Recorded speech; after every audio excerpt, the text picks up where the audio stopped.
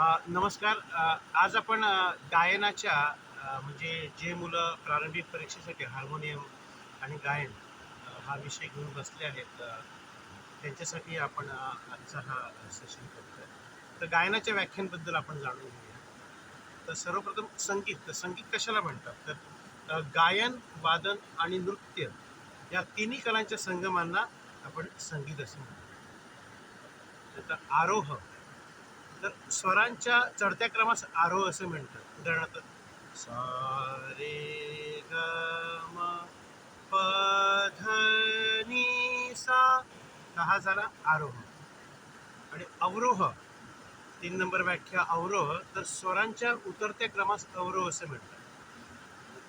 सा नी ध प म ग रे सा.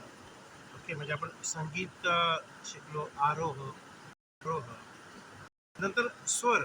स्वराला म्हणतात तर निश्चित कंपन संख्या असलेल्या संगीत उपयोगी मधुर आवाजास आपण स्वर असतो. तर संगीतात एकूण 12 स्वर आहेत. तर सा रे ग म प ध नी हे 7 शुद्ध स्वर. तसेच रे ग ध नी हे 4 कोमल आणि म हा एक तीव्र स्वर. तर असे मिळून 12 स्वर आहेत.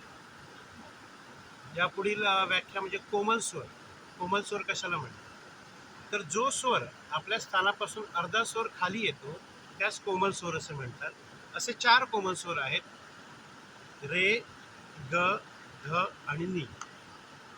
यानंतर तीव्र स्वर. तर जो स्वर आपल्या स्थानापासून अर्धा स्वर उंच येतो, उंच जातो, त्यास तीव्र स्वर असे म्हणतात. आणि तीव्र स्वर एकच आहे आणि तो म्हणजे म. धन्यवाद.